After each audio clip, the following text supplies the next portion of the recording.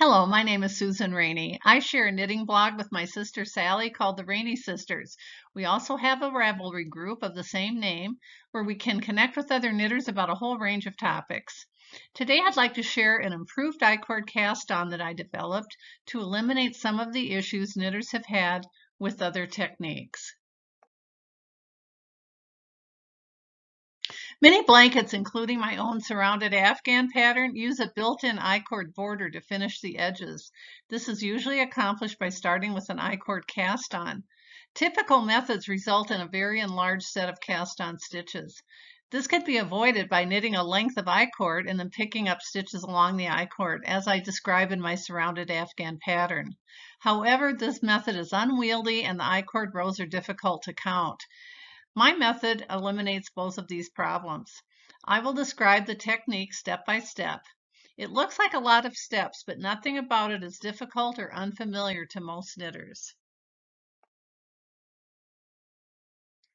My I-cord method starts off with a provisional cast on. I use the crocheted chain method with a crochet hook and waste yarn.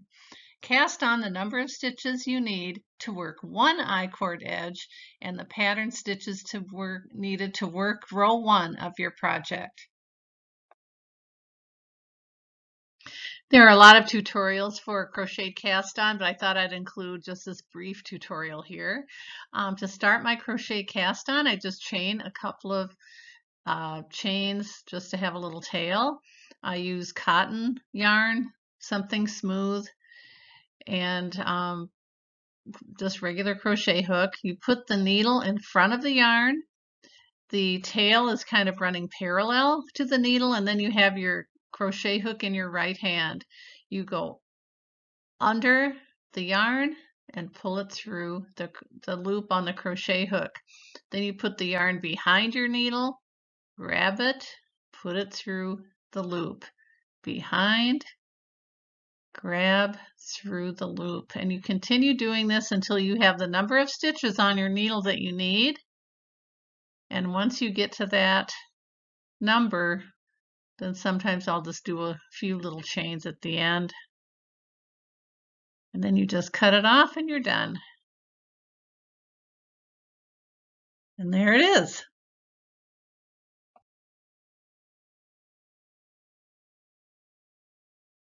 Now you simply purl across the provisional cast on with your working yarn. I purl so that when I start the process, the knit side of the provisional cast on is facing me. That's just a personal preference. The next step is to make the corner. And so what we do is a couple of plain I-cord rows. You knit 3, return the stitches back to the left needle. Then you knit 3 and return those stitches back to the left needle. And that gives us a little bit of length there so it can turn that corner.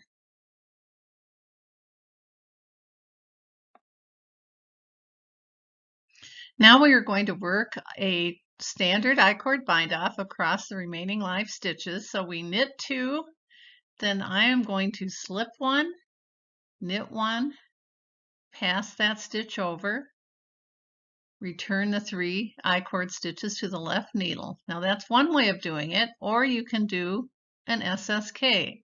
Knit 2, slip 1 as to knit, slip 1 as to knit, and then knit those 2 together. Either one will work, whichever you prefer. So you return those stitches to the left needle and continue until all of the stitches have been bound off.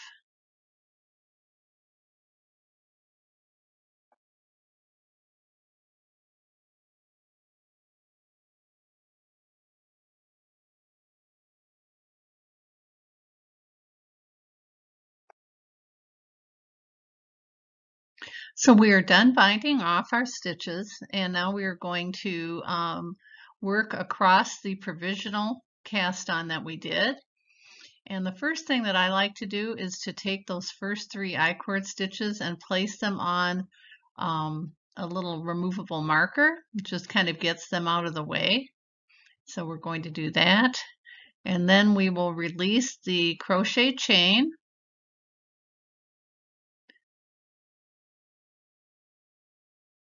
And we will carefully go through and remove the stitches from the chain.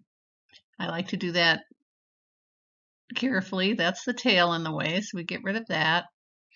And then you'll see that first stitch, insert the needle tip into the right leg and then pull out that chain and continue doing that all the way down until we get to the last 3 I-cord stitches, and I'd like to kind of spend a little time on that when we get down there. Now what I like to do is just insert the tip into the right leg of each of the stitches as I go, and then pull the chain. It's a little faster to do it that way. Just have to make sure that you get every single one of those stitches. So you just keep going one by one until you get down to the last 3.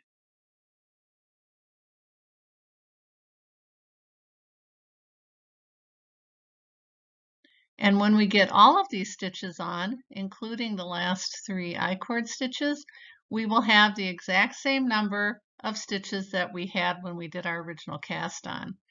So in my case, for this little swatch, it is 23. So there's 2 of the I-cord stitches. And now the third one is that last little funny stitch, and I just kind of stick that on the needle as the last stitch. And that is that. That will not come out. So there you see all of our stitches. We have 23 stitches on there, and then those other 3 I-cords are at the end.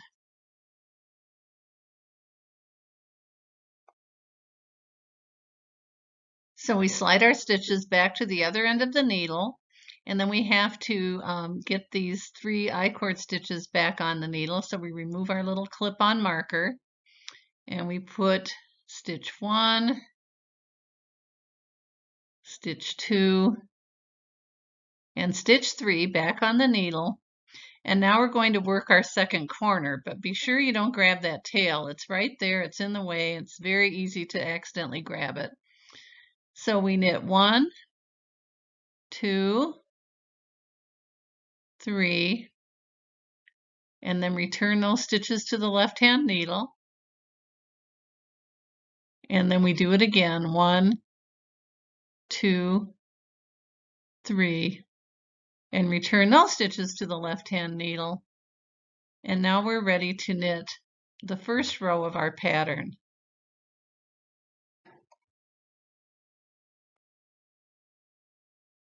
Okay, we now worked across the entire row, the first row of the pattern, and we've gotten to the last 3 I-cord stitches.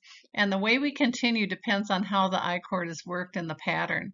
If it is knit on the right sides of both ends and slipped on the wrong side, you would just knit across the 3 stitches at this point.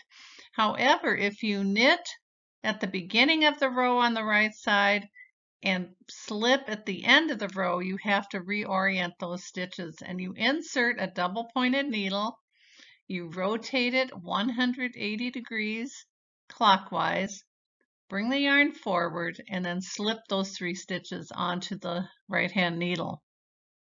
And what that does is it makes it so that when we turn our work to knit the wrong side row, the stitches are aligned properly to knit the first 3 stitches. So you knit the first 3 at the beginning of every row and slip at the end of the row.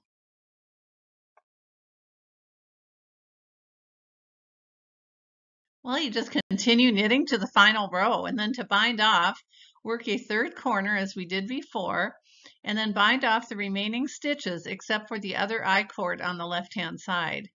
Now you just graft the 2 sets of I-cord stitches together. There's really no need for a corner because there seems to be enough slack at the end for the corner to work. The bind off looks just like the cast on, and I-cord is the perfect place to hide your ends. So you're done and it looks great.